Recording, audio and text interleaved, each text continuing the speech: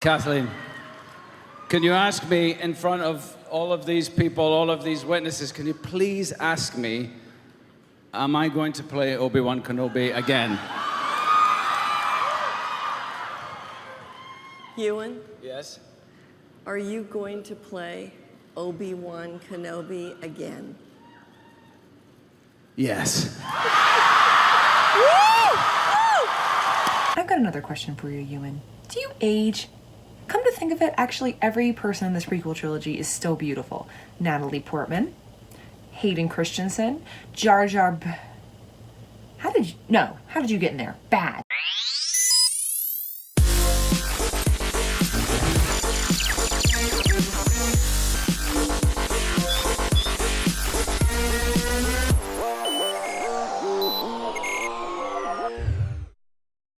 With the recent announcement of Ewan McGregor returning to the role of Obi-Wan Kenobi, it was such a pleasure to get to see him in the last time he played Obi-Wan Kenobi in 2005. I did my waiting!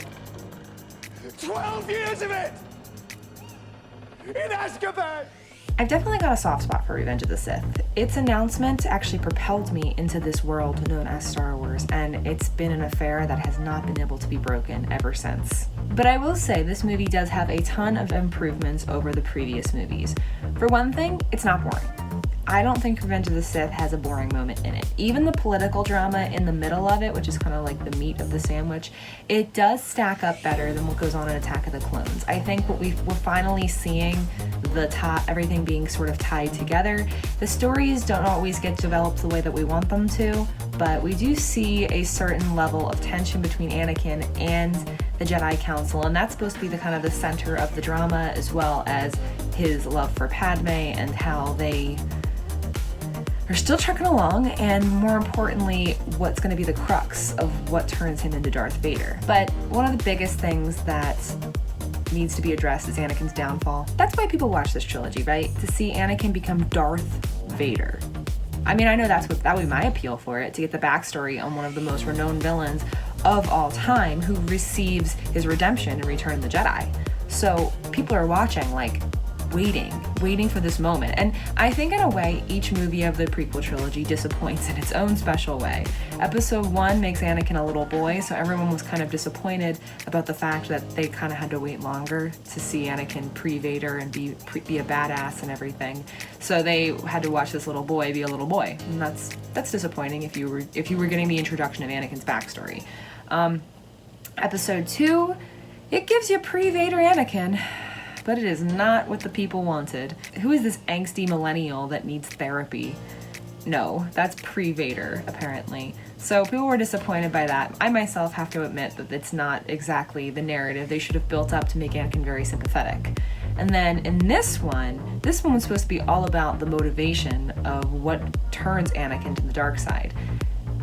And that's where things fall apart. And his motivation isn't terrible on paper. Anakin clearly has abandonment issues of what happened in episode 2 with his mother and losing the people that he loves.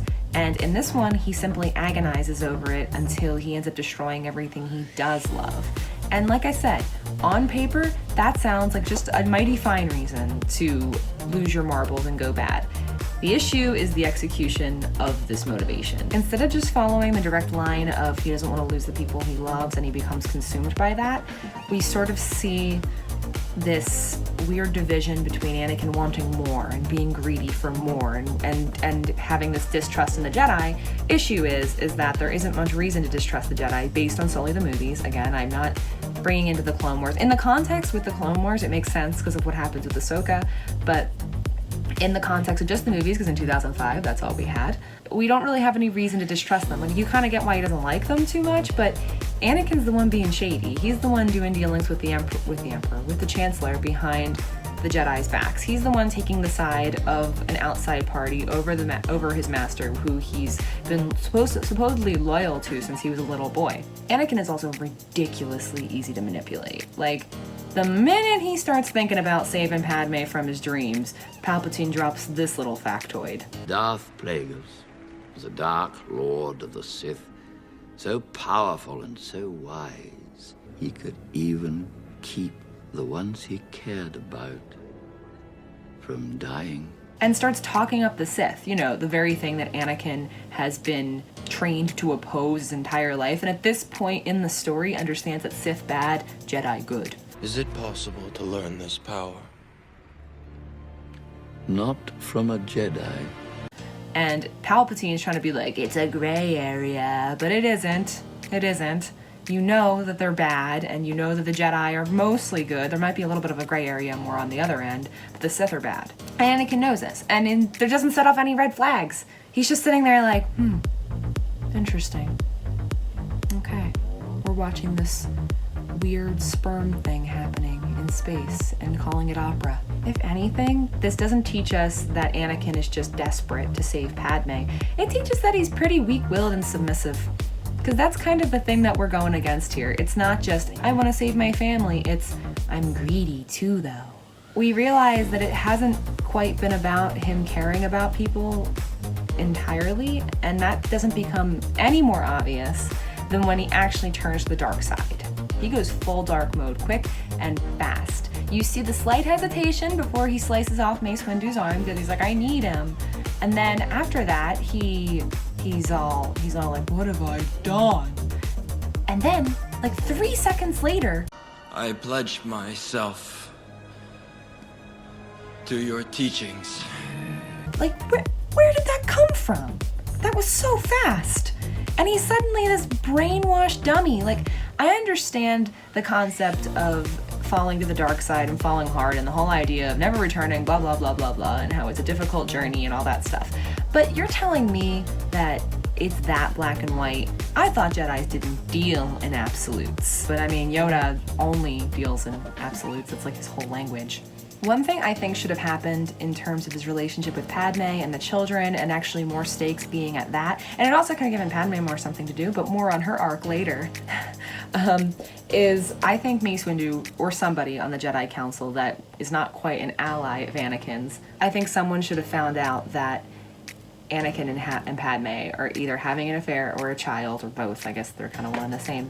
I think that would have raised the stakes significantly, and I think he could have been like, I'm going to tell the Jedi Council sort of after this, and like, you know, that would have made, I think, Anakin all the more stressed, and that would have made him, that would have increased this tension between him and the Jedi, and that would have definitely put his entire perspective and his entire world, and it also would have refocused the argument onto him caring about Padme, and would have made his ease of taking down the Jedi so much more believable, because the Jedi were willing to take away what he cared about the most. And I understand, like Mace Windu doesn't understand that Anakin is trying to save his wife. Like, this is all an internalized argument, and I get that it's supposed to be this struggle. I almost feel like if there was that extra element of drama, that could have actually benefited the movie significantly. And also his quick devotion to Palpatine, because barring Obi-Wan, because I don't think Obi-Wan, if he found out, it's not realistic that he would have went to the council about it and everything. But I think if Mace Windu was threatening to do all this, and it would have been more justifiable for him. And I know we're not looking for excuses to justify our villains, but as far as motivation goes, he's severely lacking.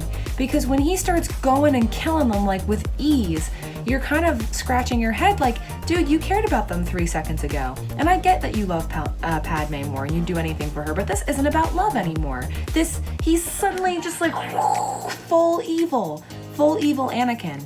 And it also totally goes against the argument of Padme being Anakin's last remaining shred of light, pre-twins, because he kills children.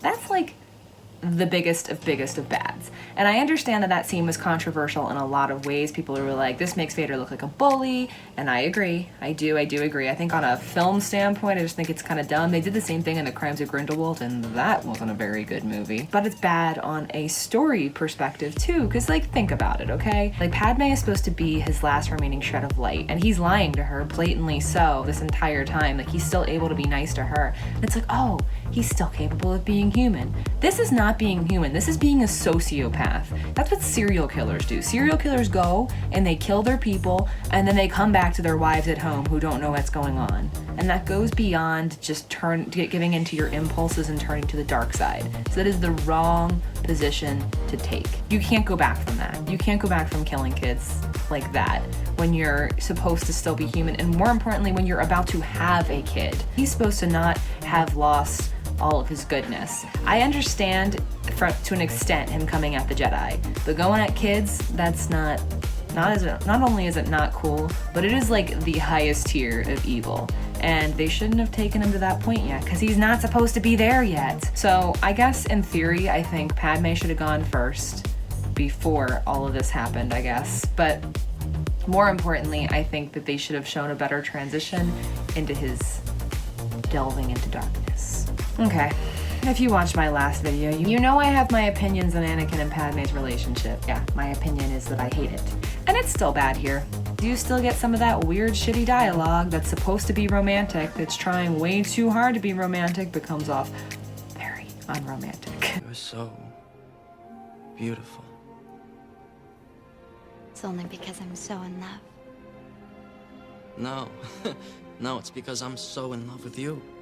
As well as Padme being pregnant for the whole movie, and kind of as a result of this standing on the sidelines and trying to just like push through Anakin and his sociopathic behavior and just being like, let me love you, and he's just kind of like, I'm doing this to protect you, Padme. And that's kind of the gist of their entire relationship in this movie. But nothing gets me as annoyed as how this chick dies. How do you do this to a major character whose prior motivation, this is like the pinnacle of misunderstanding your character, and at the very least, poor storytelling. It is absolutely a disgrace, and it gets me so mad. Madder than anything in Attack of the Clones, I think. Padme dies of a broken heart, or in the words of the movie, she has lost the will to live. There's one of two reasons I'm mad about this, and I've got it in my artillery too. Number one, this doesn't make any sense for this character. She is the rational one. If you were to be like, Anakin died of a broken heart, I would 100% believe it. That guy is volatile and emotional and chaotic, and honestly, like, he's bound to die of something dramatic.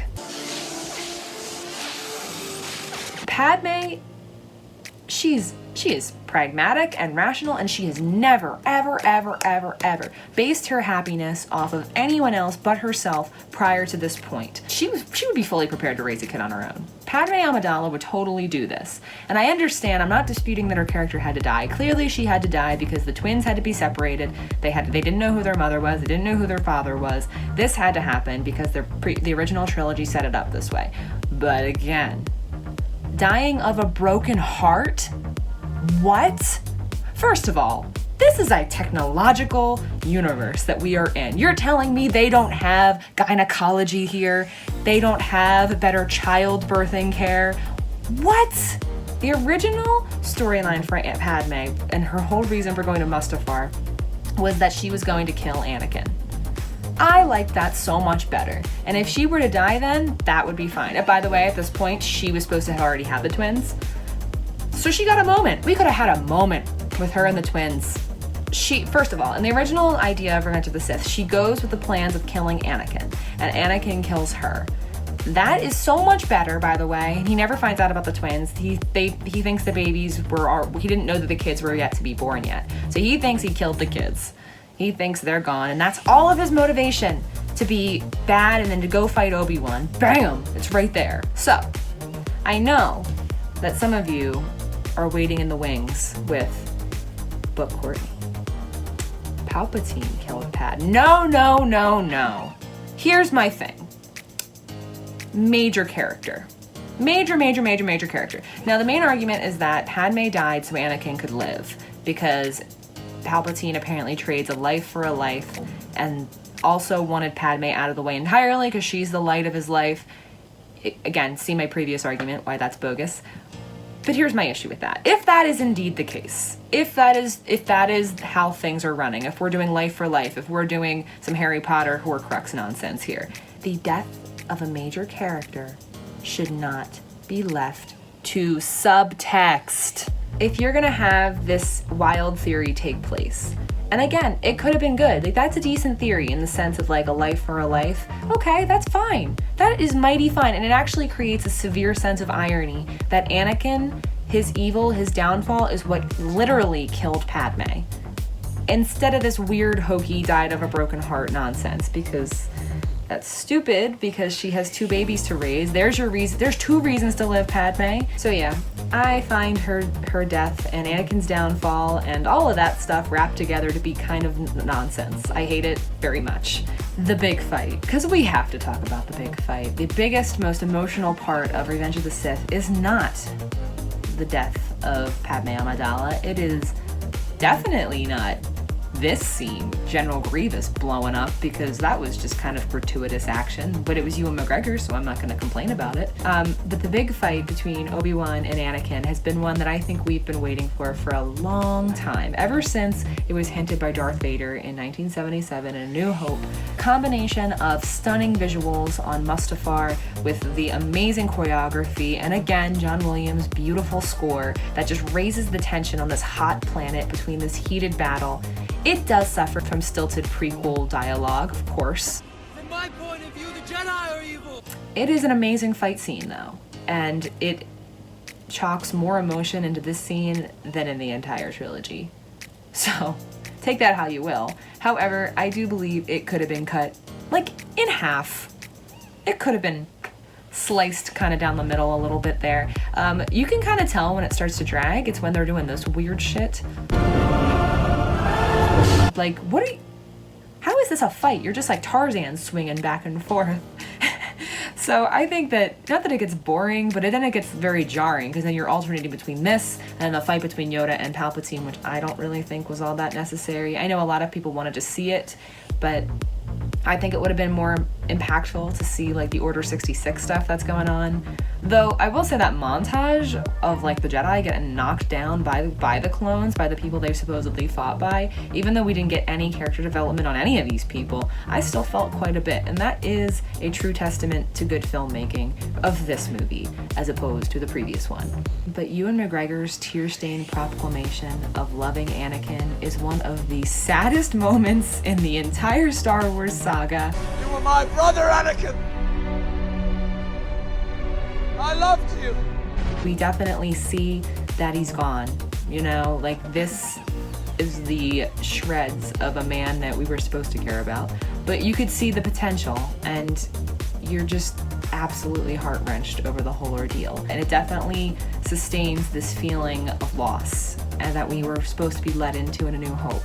And A New Hope really is meant to renew that happiness and that hope that this one leaves you in the bleakest of times. It beautifully explains A, why Vader has the suit, B, why Obi-Wan has Vader's lightsaber, and C, why Vader didn't know about the twins. All things considered, though, the tie-ins between this movie and A New Hope are pretty solid. Not only do we get to see a Death Star in the end, and there's a perfectly cast Tarkin in the end.